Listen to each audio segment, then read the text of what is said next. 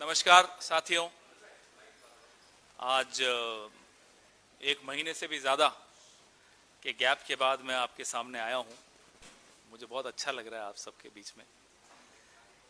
एक महीना हमारी पार्टी के लिए, मेरे लिए व्यक्तिगत तौर पे बहुत संघर्षपूर्ण था। बहुत कुछ झेलना पड़ता है और सबके साथ होता है, क्योंकि ये लंबा संघर्ष का रास्ता है, परेशानियां आती हैं। लेकिन व्यक्तिगत परेशानियों को गिनाने का ये वक्त नहीं है।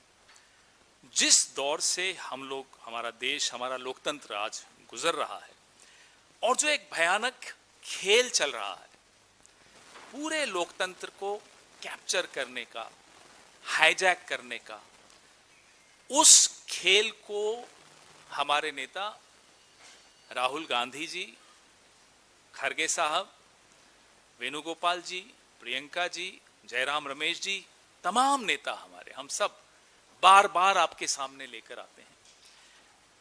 और इसलिए नहीं लाते कि साहब कुछ राज्यों में हम जीते, कुछ राज्यों में हम हारे। लगातार ये सवाल भी आते हैं, उस पर भी जवाब दूंगा मैं आपको। 2024 में मुझे याद है, मैं और जयराम रमेश जी इसी मंच पर बैठे थे, हरियाणा का चुनाव का नतीजा आया था, तब भी हमने कुछ इंगित किया था। उसके बाद राहुल जी ने एक बहुत विस्तृत प्रेस वार्ता की हरियाणा के वोट चोरी के विषय में। कर्नाटका के अलंग, जहां 6015 वोट का हेरफेर कैसा हुआ था, वो आप सबके सामने रखा। महाराष्ट्र में 5 महीने के अंतराल में 40 लाख कैसे नए वोट इंसर्ट कर दिए गए, लिस्ट में डाल दिए गए, वो हमने आप सबके सामने रखा। ऐसे अनेक उदाहरण आपके सामने रखे। तो ये कोई पहली बार नहीं है कि हम लोग आपके सामने वोट चोरी की बात कर रहे हैं। एक वोटर लिस्ट के जो फ्रॉड से, उसके अलावा SIR की चाबुक और परिसीमन का चक्रव्यूह, ये 3 तरीकों से आप देख रहे हैं कि कैसे पूरी चुनावी प्रक्रिया को अपने कब्जे में लिया जा रहा है। ये इस देश में और हमारे जैसे लोकतंत्र के इतिहास में, अगल बगल के देशों का मैं नहीं उदाहरण लेना चाहता, मैं नहीं चाहता भारत की तुलना हमारे अड़ोस पड़ोस के देशों से करूं, लेकिन यह कहीं देखने को नहीं मिलता जहां भी एक परिपक्व और स्वस्थ लोकतंत्र है। हमारे देश में एक परिपक्व और स्वस्थ लोकतंत्र रहा है, उसमें इस तरह का 3 तरफा हमला, मुझे लगता है, हम सबको लगता है कि जो लोकसभा के परिणाम थे, जिसमें एक माइनॉरिटी सरकार चलाने पर नरेंद्र मोदी जी को विवश कर दिया, उसके बाद एक षड्यंत्र रचा गया कि कैसे चुनावी सिस्टम को पूरी तरह से ध्वस्त कर दिया जाए। ऐसा नहीं है कि हम इन 5 राज्यों के चुनावों के बाद ऐसी बात कर रहे हैं। जैसा कि मैंने आपको कहा, कई लोग कल से पूछ रहे हैं, अरे साहब केरला में तो आप नहीं बोलते वोट चोरी हुई है, SIR हुआ, तमिलनाडु में नहीं बोलते। तो साहब ध्यान से कान खोलकर आप लोग सब सुन लीजिए, आपके माध्यम से कह रहा हूं। कमल कहां खिलता है? कमल खिलाने से पहले पहले कीचड़ फैलाना पड़ता है। जहां जहां कीचड़ फैलाया, वहां वहां कमल खिला। अब तमिलनाडु में कीचड़ नहीं फैल पाया तो कमल नहीं खिल पाया, केरला में कीचड़ नहीं फैल पाया तो कमल नहीं खिल पाया। तो यह कह देना कि जहां कांग्रेस जीत जाती है या गठबंधन के साथी जीत जाते हैं, वहां तो आप नहीं कहते कि SIR की मार पड़ी या वोट चोरी के माध्यम से कुछ हुआ या ज्ञानादेश हुआ, ज्ञानादेश हो गया, वहां तो नहीं होता। तो कारण आपने सुन लिया, कमल के लिए कीचड़ आवश्यक। केरला में 1 से 3 सीटें या 2 सीटें, जितनी भी अब इनकी बड़ी हैं, हर जगह प्रयास किया जाएगा कि पहले कीचड़ फैलाया जाए। आप इनका टूल किट देख लीजिए, आप इनका मॉडल देख लीजिए, पहले कीचड़ फिर कमल। यही हुआ, यही होगा, अगर हम सही वक्त पे, हम और आप जागे नहीं तो। बार बार हम बंगाल और असम की बात करते रहे, पश्चिम बंगाल और असम की, हम सब आवाजें उठाते रहे। भले हम एक दूसरे के खिलाफ चुनाव लड़ रहे हो, TMC और हम, लेकिन आवाजें उठाते रहे, साहब कीचड़ फैल रहा है। चुनाव आयोग का काम क्या था? कीचड़ फैलने से रोकने का काम था, हेट स्पीच पे मजबूती से जवाब देने का काम था, एक्शन लेने का काम था, शिकायतों पे का संज्ञान लेने का काम था। चुनाव आयोग ने उस कीचड़ में खुद लेट लेट कर लोकतंत्र को दागदार बना दिया। यह हमारी शिकायत चुनाव आयोग से है, इस देश की शिकायत चुनाव आयोग से। हम टीएमसी के खिलाफ लड़े बंगाल में, आप सबने देखा, मजबूती से लड़े, प्रचार भी किया, सब कुछ किया, लेकिन वो हमारी लोकतांत्रिक प्रक्रिया का हिस्सा था। चुनाव नतीजों के बाद राहुल जी ने एक स्पष्ट नैतिक स्टैंड लिया, सिद्धांत पे अडिग रहकर एक स्टैंड लिया, बहुत सैद्धांतिक स्टैंड था कि 100 सीटों के लगभग पे ममता जी की पार्टी के साथ खेल हुआ, धांधली से हराया गया। यह मायने नहीं रखता कि हम उनके खिलाफ चुनाव लड़ेंगे, यह मायने नहीं रखता कि हमने चुनाव प्रचार में एक दूसरे के खिलाफ खुलकर छींटाकशी की। मायने यह रखता है कि जब चुनाव के नतीजे आते हैं तो वो नतीजों का नुकसान अगर हमारे प्रतिद्वंदी को भी होता है, धांधली का प्रभाव से होता है, तो उस पर हम आवाज उठाएंगे। मैं बधाई देता हूं अपने नेता को कि उन्होंने इतना सैद्धांतिक स्टैंड, सैद्धांतिक एक बात इस दौर में कही जहां सिद्धांतों की राजनीति का ऐसा लगता है कि समाप्त ही हो चुकी है।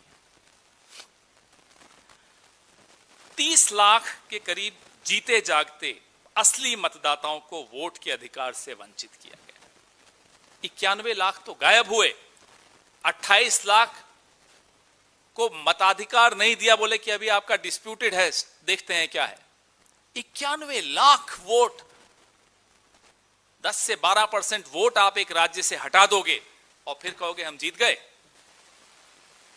और टारगेटेड डिलीशन, जैसे महाराष्ट्र में टारगेटेड एडिशन था 40 लाख वोटर्स का, भाई अब मोबाइल बंद करिए प्लीज। जैसे महाराष्ट्र में 40 लाख वोटर्स का टारगेटेड एडिशन था, बंगाल, असम में टारगेटेड डिलीशन था। साफ देखा जाता था, अच्छा मुसलमान है हटाओ, दलित है हटाओ, आदिवासी है हटाओ, गरीब है हटाओ। बिहार में हम ये बार बार कहते रहे, हरियाणा, महाराष्ट्र, दिल्ली, बंगाल, असम, बिहार, कई राज्यों का हम उदाहरण आपके सामने रखते आए हैं कि मतदाता सूचियां और चुनावी प्रक्रिया इस देश में नदारद होती जा रही है, कब्जे में आ चुकी है, ध्वस्त हो चुकी है। एक लोकतंत्र का चौकीदार ज्ञानेश गुप्ता, लोकतंत्र के चौकीदार ने चोरों के साथ मिलकर अपने ही कंधे पर इनको बैठाकर विधानसभा में लेकर जा रहा है। आपके सामने हो रहा है, हमारे सामने हो रहा है। ये इतिहास का एक काला अध्याय है, ये धब्बा है हमारे लोकतंत्र के इतिहास में कि चौकीदार खुद चोर को अपने कंधे पर बैठाकर विधानसभा के अंदर दाखिल करवा रहा है। जागने का समय है, हम बार बार बोल रहे हैं, हम अकेले नहीं बोलना चाहते, हम चाहते हैं सब बोलें, सब सुने। हमारे आपके वोट चोरी हो रहे हैं, 3 तरीकों से हो रहे हैं। राहुल जी ने तो पूरा आपको बताया था एक प्रेस कॉन्फ्रेंस में, मुझे याद है। कल मैं देख रहा था कि बीजेपी की आईटी सेल एक नैरेटिव बनाकर, मुझे लगता है कि कोई और नया हिरन आया होगा, पुराना हिरन है या नहीं मुझे नहीं मालूम, मीडिया में बांटा जाता है, मीडिया उसको दोहरा रही है। हैरान हुआ मैं सुनकर, और घिनौनी बात कि अरे साहब कांग्रेस एक नई मुस्लिम लीग बन गई। अरे शर्म करो साहब। आप कहते हो, अभी मैं शुभेंदु अधिकारी को सुन रहा था कि हमें मुसलमान के वोट की जरूरत नहीं है। कई लोग कह चुके हैं, हमारे असम के दोस्त भी कहते हैं कि हमें मुसलमानों की जरूरत नहीं है। आपको मुसलमानों की जरूरत नहीं है, मुसलमान देखता है कि और कौन कौन सी पार्टी लड़ रही है साहब। चलो बीजेपी को तो हमारी जरूरत है नहीं, बदरुद्दीन अजमल की पार्टी लड़ रही है, ओवैसी साहब की पार्टी लड़ रही है, और एक राष्ट्रीय स्तर की सेक्युलर पार्टी लड़ रही है। मुसलमान ने बीजेपी को मना किया, ठुकराया, बीजेपी ने भी मुसलमान को ठुकराया। मुसलमान ने बीजेपी की तरह की जो तथाकथित मुस्लिम पार्टीज हैं उनको भी ठुकराया। किसको वोट दिया? एक सेक्युलर पार्टी को वोट दिया। आपको उसमें भी शिकायत है। क्यों शिकायत है साहब? आप वोट को भी रंगीन क्यों बना रहे हैं कि साहब ये केसरिया रंग का वोट है, ये हरे रंग का वोट है, ये नीले रंग का वोट है? क्या है ये? 664 विधायक कांग्रेस के, उसमें 78% हिंदू और 12% मुसलमान, लगभग यही आबादी का प्रोपोर्शन है। मैंने ये देखा 78% हिंदू विधायक, 12% मुस्लिम। बोलने में शर्म आती है मुझे, इस तरह की बात इस दौर में हमें करनी पड़ रही है 21वीं शताब्दी में। मुझे याद है यूपी का चुनाव हुआ पिछला, कुछ सीटों का आंकड़ा आया, हमारे साथी बैठे हैं, इन्होंने निकाला, साहब यहां तो 65% मुस्लिम आबादी है, बीजेपी जीत गई। बीजेपी वाले आए टीवी पर बन ठन के मेकअप करके, बोले साहब देखो मुसलमानों ने भी हमें वोट दे दिया। जहां आपको वोट मिलता है मुसलमानों का, वहां आप खुशी खुशी इठलाते हुए आते हो, साहब मुसलमानों ने हमें वोट दे दिया। जहां आप खुद कहते हो हमें मुसलमानों का वोट नहीं चाहिए, वहां आप कहते हो देखो देखो कांग्रेस को वोट दे दिया मुसलमानों ने। ये संविधान की भाषा है क्या? इस तरह की राजनीतिक संस्कृति बाबा साहब अंबेडकर के संविधान में उसकी अनुमति है क्या? हम गलत कहते हैं जब हम कहते हैं कि ये संविधान बदलने को आतुर हैं, ये इंतजार कर रहे हैं कब ये संविधान बदल सके? क्या राहुल गांधी जब अपने हाथ में वो लाल किताब, वो लाल संविधान रखते हैं और बार बार दोहराते हैं, बार बार याद दिलाते हैं कि इनकी असली मंशा यही है, ये इनके इन कथनों में, इनकी इन टिप्पणियों में आपको नहीं समझ में आता?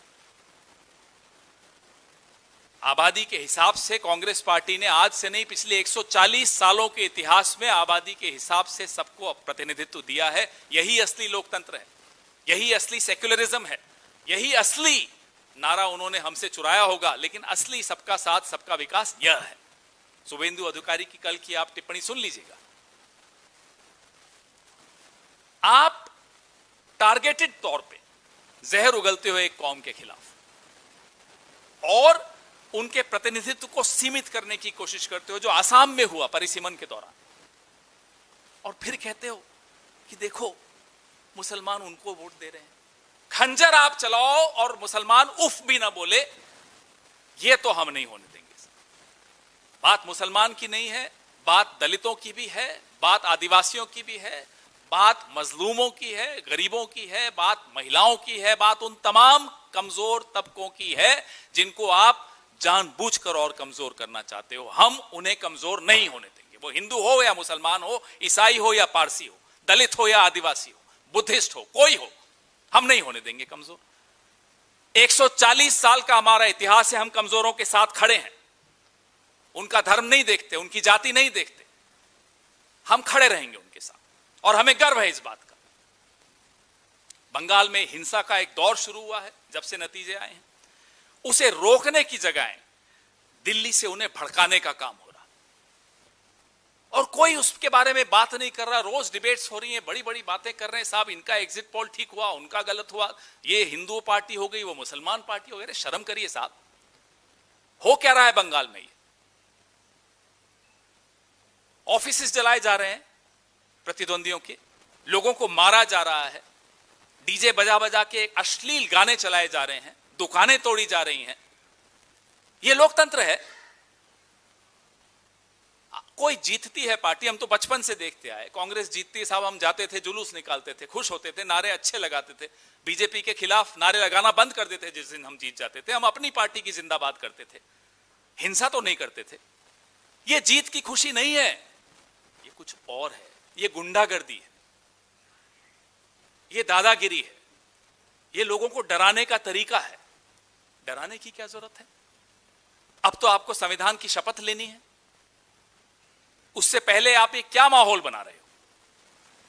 12 साल हो गए प्रधानमंत्री जी, आप अपने पद के अनुरूप आचरण करिए, रोकिए इस हिंसा को।